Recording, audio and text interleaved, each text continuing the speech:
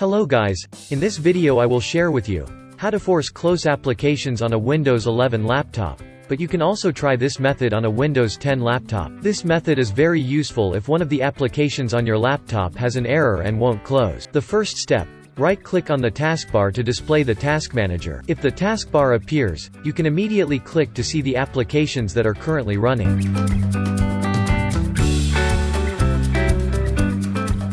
To enter this view, you can also type manually in this search engine.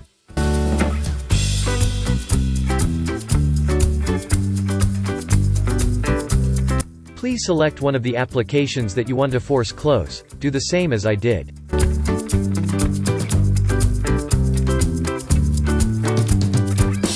You just click End Task to close the application currently running on your laptop. Okay guys, that's how to force close applications on a Windows 11 laptop.